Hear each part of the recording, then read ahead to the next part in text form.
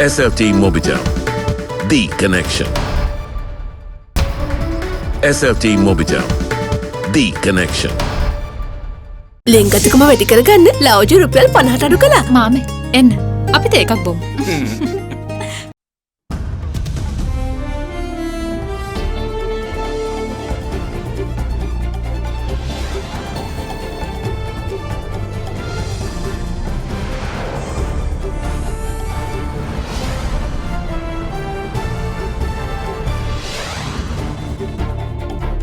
Tonight, loose terminology. Government and opposition parliamentarians up in arms over Northern MP's genocide accusations.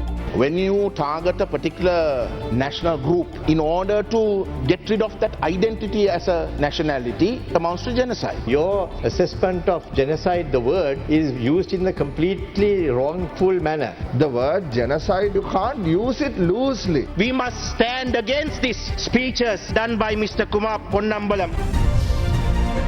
The way forward. Cabinet spokesman reveals that a special discussion is to be held on the Easter Commission's final report. The green light. Education Minister says recommendations to reopen 412 schools on February 15th forwarded to health authorities.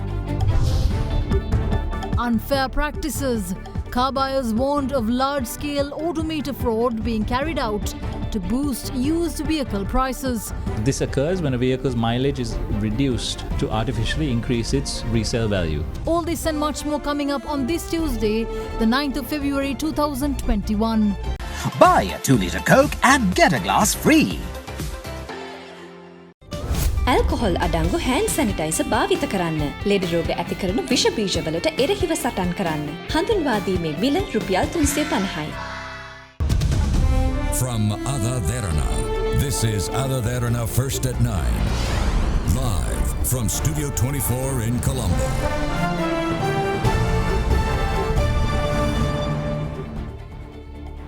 A very good evening. This is First at 9. I'm Shanella Fernando. Moving on to your top stories for tonight. Parliament sessions today were dominated by a comment made by Ahila Ilange Tamil Congress representative Gajendra Kumar Ponnambalam, who accused the government of having committed and also continuing genocide against the people of the North. The Northern parliamentarian's comments drew protest from both the government as well as the opposition for his choice of words, who warned him against using such terminology loosely. Over 60,000 people marched from Pottuwil to Polihandi, not purely to make certain demands with regards to the government. They put forward core demands that were essentially political in character. And this House must be informed of those 4 core demands. The first one is the recognition of the Northeast as the Tamil and Muslim Tamil-speaking people's homeland, the recognition of the Tamils as a distinct nation, the right to self-determination of the Tamil nation, and the referral of Sri Lanka to the ICC and other international accountability mechanisms to look into and investigate the crime of genocide that happened and is continuing to happen, that is being committed by the state. I wish to ask the honourable member, he made a reference to genocide and he said happening now. I would like him to clarify whether he meant now or... Genocide is not only the loss of life. When you target a particular national group in order to get rid of that identity as a nationality, that amounts to genocide. Colonization is taking place through the archaeological department. The various activities with sinister motives are taking place. So it is with regards to the continuing process of dismantling the identity of the Tamils that we say that the act of genocide is continuing. The word genocide means the deliberate killing of a large number of people from a particular nation or ethnic group with the aim of destroying that nation or group. Now, your assessment of genocide, the word, is used in a completely wrongful manner. So just make sure that that is corrected.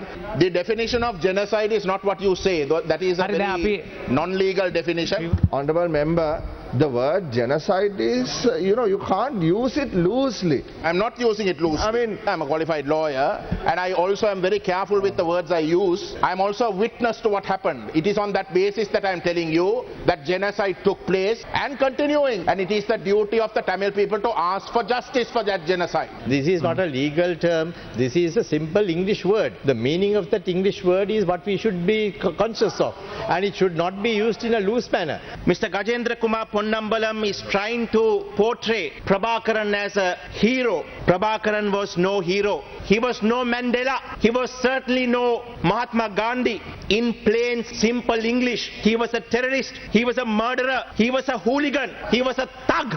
That's what he was. This country has fought enough, bled enough, and over the same divide you seek today here in this house. So I urge you, enough is enough. We must look forward and build a better future. I urge this house, we must stand against this kind of speeches that are done by Mr. Kumar Ponnambalam. Pay just 500,000 rupees to reserve your unit today. Mulberry Residence.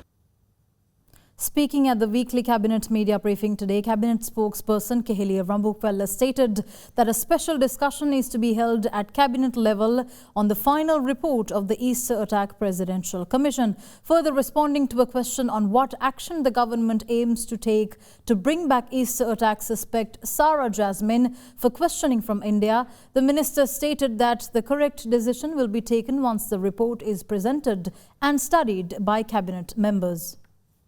The latest Cabinet decisions were announced at the weekly Cabinet media briefing held today. At the briefing, Cabinet spokesman Minister Keheliya Rambukwella announced that the government plans to review regional and independent trade accords where no expected results have been observed. In this light, the Cabinet approved a proposal by the Minister of Trade to reinitiate discussions in order to review agreements currently under discussion in accordance with the government's policy and study the possibility of entering into new agreements. Further, under the recommendations of the Project Evaluation Committee of the Ministry of Regional Industrial Services, the Cabinet has approved the allocation of land plots from 8 industrial zones on 35-year lease agreements to 22 investors under the Regional Industrial Zones Development Program. Under the project, the investors are expected to invest over 24 billion rupees, which will also see almost 3,500 job opportunities created. Meanwhile, the Cabinet has also green-lighted the procurement process for 150 megawatt solar power plants across the island. Accordingly, approval was also granted to a proposal submitted by the Minister of Power to award the procurements to selected bidders for grid substations in Anuradhapura,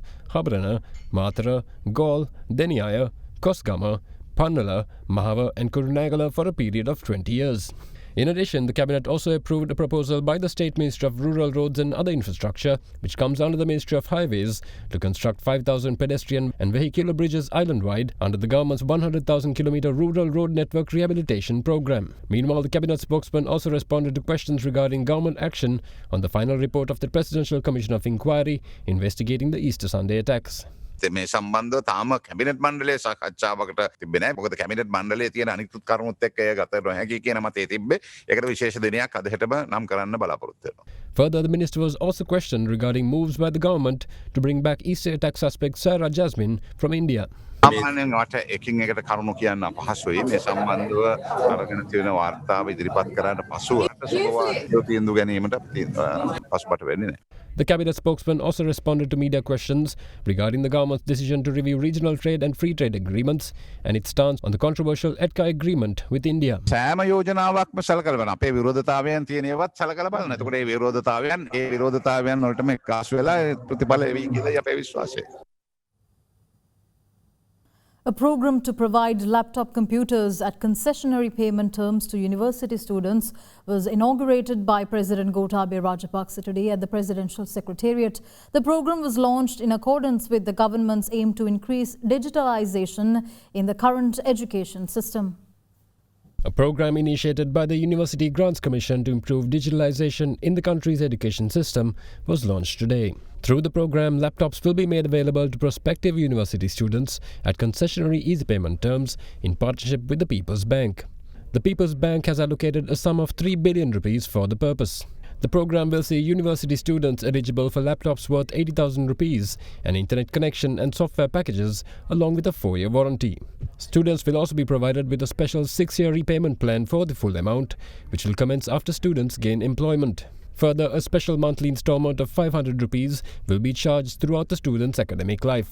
At the launch of the program, President Gotabaya Rajapaksa presented letters to 6 students entering university for the 2021 academic year.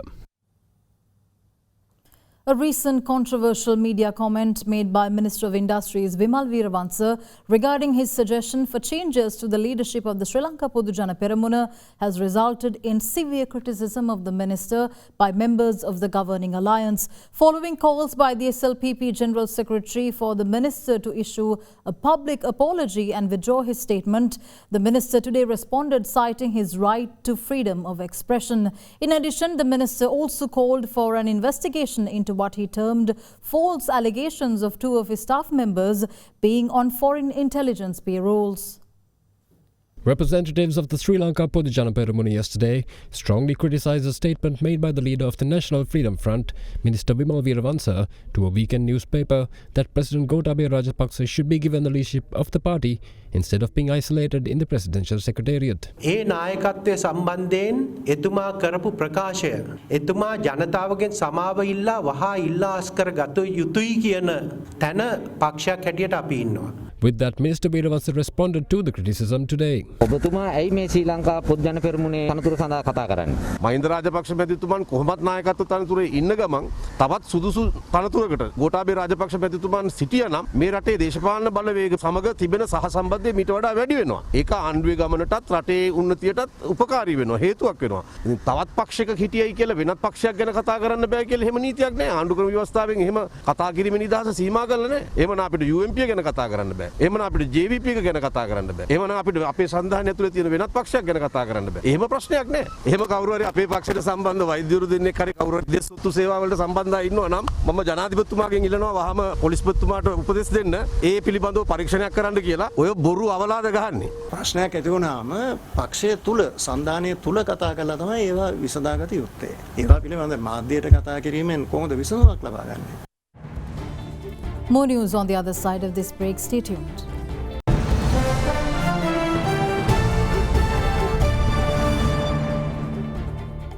Welcome back. In more news, Minister of Education Professor G.L. Pieris revealed that 412 schools in the Colombo district can be reopened by the 15th of February, subject to a green light from health authorities. The minister also added that he is confident that all schools in the island could be reopened for all grades by March 15th. In the meantime, the daily COVID-19 cases detected in the island surpassed the 800 mark once again yesterday. In News Just In, 5 more COVID-19 deaths were reported, increasing the total deaths to 370. The number of daily COVID-19 infections recorded across the country once again crossed the 800 mark, with 887 cases detected yesterday. From this number, 878 were detected from 19 districts, while the remaining 9 cases were reported as foreign arrivals. The Colombo, Gampa and Badula districts recorded triple-digit infections of 214, 208 and 181 cases respectively. Further, 50 infections were reported from Gaul, 47 from Karutara, 40 from Kurunegala, 33 from Ampara and 21 from Matara. The remaining 87 infections were detected from 11 other districts. With that, the Chief of the National Operations Centre for the Prevention of COVID-19, Army Commander General SHAVENDRA confirmed that 571 infections have been detected so far today.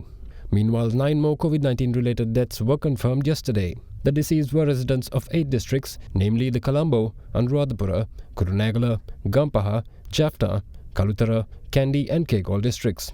In the meantime, police media spokesperson DIG Ajit Rona offered an update on ongoing operations to nab quarantine violators, as well as police health and safety inspections of private and public institutions. Quarantine operations are conducted in Colombo City, in the Western Province and in the other parts of the country continuously. We arrested 15 suspects in connection with the offences of face mask and social distancing within a period of last 24 hours, and total number of 3,056 suspects have been arrested in connection with the same offences since the 20th of October 2022 date. And yesterday, another quarantine operation was conducted in the Western Province in respect of government and non-governmental institutions by the police and health authorities. 447 institutions have been inspected by the officials, and 409 institutions had followed quarantine rules and regulations according to the Gazette notification, whereas 38 institutions had not followed quarantine rules and regulations. Therefore, we are going to take legal action against the owners or the administrators or supervisors of such institutions in due course. Since the 10th of January to date, 12,012 institutions have been inspected and 1,389 institutions had not followed quarantine rules and regulations. We have already taken steps to file charges against the supervisors or administrators of 1,300 institutions out of 1,389. Further, DIG Rohner also touched on action planned against parties organised for Valentine's Day coming up next week. We have monitored various social media networks, and it has been revealed that some parties, some groups are organizing various events at hotels and guest houses. It is strictly prohibited, and without the permission of health officials, no one can conduct any event during this period. Therefore, we have deployed special police teams in order to monitor the situation, and if police receive any information about this type of event, we are going to raid the places and we are going to arrest the persons, and they would be produced in the court. They would be charged. In addition to that, the facilitators, the persons who provide accommodation or the venues, they are also being charged under the quarantine rules and regulations. Meanwhile, Minister of Education Professor G.L. Piris announced that divisional coordinating committees on school reopenings have recommended that 412 schools can be reopened on February 15th. Colombo දිස්ත්‍රික්කයේ තිබෙන සම්පූර්ණ පාසල් සංඛ්‍යාව 492යි. ඒ 492න් පාසල් 412ක් පෙබරවාරි 15 වෙනිදා විවෘත කිරීමට පුළුවන් කියා ප්‍රාදේශීය සම්බන්ධීකරණ කමිටු නිර්දේශ කළා තිබෙනවා. ඒ නිර්දේශ තමයි දැන් අපි යොමු කරන්නේ සෞඛ්‍ය අධ්‍යක්ෂ ජනරාල්තුමාට. කොළඹ දිස්ත්‍රික්කයේ පිහිටා ඇති අනෙක් පාසල් 80 මාර්තු 15 වෙනිදා අලුත් වාරයේ ආරම්භ වන විට පටන් ගැනීමට අදහස් කරනවා. ඒතර මාර්තු 11 වෙනිදා සාමාන්‍ය පෙළ විභාගයේ අවසන් වුණාම මාර්තු 15 වෙනිදා මුළු දිවයිනේම සියලුම ශ්‍රේණි සඳහා පාසල් විවෘත කිරීමට අපි අදහස් කරනවා. Meanwhile, the total number of COVID-19 recoveries have increased to 65,053 after 912 more patients were discharged during the day. This brings the total number of active cases to 5,388. Support for Gampaha Division Wildlife Officer Devani Jaitilaka, who voiced opposition against the removal of a rare Crudia zelenica tree obstructing the Colombo-Kandy Expressway construction, has grown. Environmentalists point out that the removal of the tree could be a risky move, as its impact would be felt by the entire ecosystem of the location. Meanwhile, it was also revealed today that the tree is not the last of its kind, as has been reported. In the past few days, environmental activists banded together following reports of a planned destruction of what was supposed to be an extinct species of tree due to construction work on the Colombo-Kandy Expressway. Pandu Karanda, or Crudia zelenica, was declared extinct by the 2006 Red List of the International Union for Conservation of Nature. However, the Deputy Director of the Peradeniya Botanical Garden says that the tree species is found in 6 locations, including in Daruluwa in Gampaha. The official added that the tree is also found in the area of Bemmula in Gampaha, at the Gampaha Botanical Gardens, in Doranagoda South, Handimara in Minuwangoda, Kaduvela and Daruluwa. තවත් ශාක අපිට දැනට අඳුන ගන්න පුළුවන් වුණේවා එතකොට 7ක් ඔක්කොම ඒ දාරළුව තියෙන ශාක දෙකත් ඇතුළුව විශාල ශාක තියෙනවා. ඊට අමතරව පැල විශාල සංඛ්‍යාවක් ඒ ගස් යට හැදිලා තිබුණා. ගම්පහ උද්භිද උද්‍යානයේ පැල කීපයක් තියෙනවා. Further, it was also revealed that 20 saplings of the red-listed tree have been planted at the Peradeniya Botanical Gardens. අතිගරු ජනාධිපතිතුමාගෙන් ඉල්ලා සිටිනවා මේක ඔබතුමාට එක දුරකථන ඇමතුමකින් කරන්න පුළුවන්. ඒ හින්දා ගහ නිශ්චලව තබන්න හයිවේ එක පොඩ්ඩක් චලනය කරලා හැබැයි ඒ වගේම ගමේ කාටවත් හානියක් වෙන්නේ නැහැ. එහා පැත්තට ඉඩ තියෙනවා. ඒ හින්දා පොඩ්ඩක් එහා මෙහා කරගත්තොත් මම විශ්වාස කරනවා ගහ බේරන්න පුළුවන්. මේ ප්‍රාණඝාතයට ඔබතුමා ඇතුළු අපි කිසි කෙනෙක් හවුල් නොවි මේ ගහ බේර ගන්න කටයුතු කරමු. Meanwhile, the Secretary to the Ministry of Wildlife and Forest Conservation paid a visit to Darluwa today and inspected the Crudia Zelanica tree. මේ තොරතුරු සියල්ල නිරීක්ෂණය කළා. නිරීක්ෂණය ගන්න හොඳම පියවර අපි ගන්නවා. ත්‍යානුකූලවත් බලනවා, සාක්ෂි විසින් බලනවා, පරිපාලන කළමනාකරණ බලනවා, විශේෂයෙන් පාරිශුද්ධික බලනවා. ඒකට මේක ගහ මෙතන සම්පූර්ණ ඉවත් කිරීමක් කරනවාද? ඒකනේ මම කිව්වේ තාම තීරණය කළේ නැහැ කියලා. අපේ නිගමනය අපි දුන්නාට පස්සේ මේක රජය තීරණය කරා. Meanwhile, the matter was also taken up in Parliament today. මේ සාකයේ බේරගන්න රාජ්‍ය නිලධාරීවරියක් තනියම හුදකලා සටනක් කරන්න අවශ්‍ය නැහැ. අපි රටක් හැටියට එහෙනම් මේ සම්බන්ධව අපි අවධානය යොමු කරන්න ඕනි. මේ සාකයේ ආරක්ෂා කර ගැනීම සඳහා අමාත්‍යාංශ පැත්තෙන් මැදිහත් වීමක් කරන්න බැරි ඇයි කියලා. නිලධාරිනිය දන්නේ නැතුව කටයුතු කරනවා හුදකලා සටනක් ගෙනියනවා කියලා පෙන්වන්න උත්සාහ ගන්නවා. ඒ නිසා පෞද්ගලිකව ප්‍රතිරූප ගොඩනගාගැනීම සඳහා උම්මත්තක විදියට කටයුතු කරන අය ඉන්නව නැතුව නෙවෙයි. නමුත් මේ පිළිබඳව විශේෂ අවධානය යොමු කරමින් කටයුතු කරන්න අපි සූදානම්යි. ඉතාමත්ම විශිෂ්ට උත්තුංග ක්‍රියාවක් ඉෂ්ට කර පරිසර ශාස්ත්‍රයේ නිලධාරීවරයෙකුට අපහාසාත්මකව මේ සභාවේදී කතා වුණා. දුර්ලභ ගණේ ශාක වර්ගයක් වල ක්‍රුඩියා zelenica මේක රතු ලයිස්ට් තිබෙනවා. මේ දේවානි මැතිනිය තමයි තනි බලය උපයෝගී කරගෙන මේ ශාකය සුරක්ෂා කරන්නට තීන්දුව කළේ. එතුමියගේ රාජකාරී ඉෂ්ට කළා. The Attorney General has directed the Inspector General of Police to conclude criminal investigations of grave crimes and drug offences within 3 months. The Attorney General had also instructed that this practice be carried out as a rule. The coordinating officer of the Attorney General State Counsel Nishara Jayaratna stated, according to the Attorney General's instructions, the completed IB extracts will be expected to be submitted for consideration of indictment as well.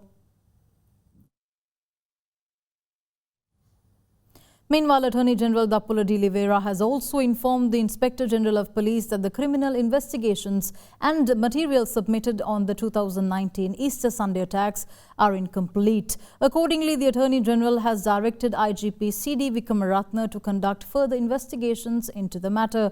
The AG has also instructed the IGP to submit all the material called for without delay, the Attorney General's coordinating officer, State Counsel Nishara Jayaratna, revealed.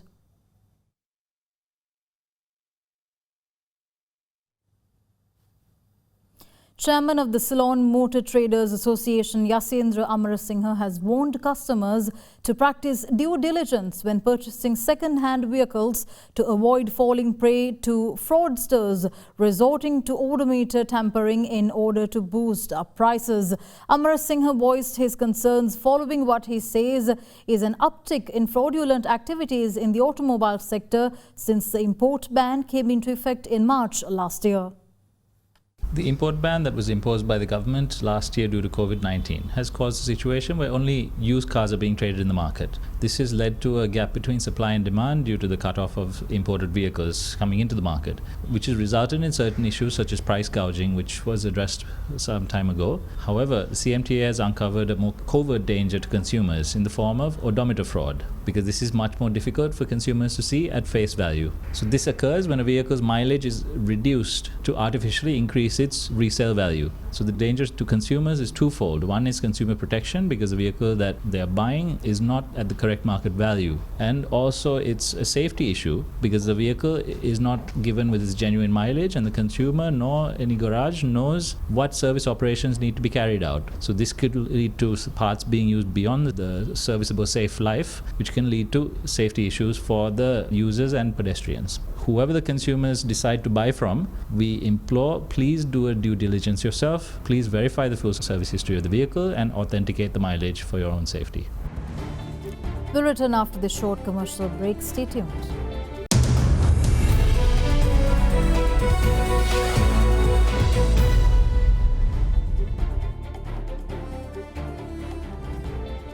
Welcome back in your business news. Sri Lanka's sectors worst hit by the pandemic are set to receive a lifeline through a liquidity enhancement program funded by the Asian Infrastructure Investment Bank.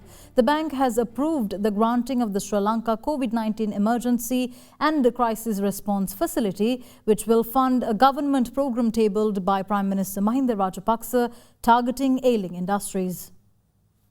The Asian Infrastructure Investment Bank has agreed to grant the Sri Lanka COVID-19 Emergency and Crisis Response Facility for the funding of the tourism, apparel, construction, trade, manufacturing, agricultural exports and healthcare sectors which have been hardest hit by the pandemic.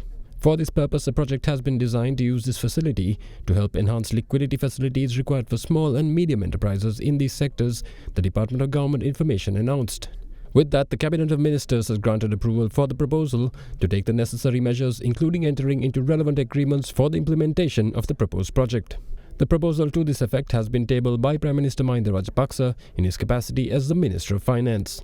The project has been designed in partnership with the Bank of Ceylon and the People's Bank. For the project, 2 loans worth $90 million each will be provided to the Bank of Ceylon and the People's Bank, which the banks will facilitate to their clients. Stocks closed lower today with the all-share price index closing down 1.84% or 149.9 points to remain at 7,963.77, while the S&P SL 20 index of more liquid stocks fell 1.78% or 57.54 points to close at 3,170.12. Here's Hiruni Pereira with today's market report. Today we saw market continuing its downfall for the second consecutive day and dipped below 8,000 mark almost after 3 weeks. With more and more selling pressure, we saw index recording a nosedive within few minutes of trading and hitting the intraday low of 7,853. Later on, market bounced back and experienced a wave pattern for the rest of session and closed the day at 7,964, losing 149 points for the day. Today, capital goods sector led the turnover, leading by Hemas, while followed by diversified financials, making a joint contribution of 50%. The rupee closed slightly firmer at around the 193 rupees and 50 cents to 195 rupees and 50 cents levels today, after closing at 194 rupees to 195 rupees and 50 cents to the US dollar yesterday. Let's take a look at how the rupee fared against other international currencies today.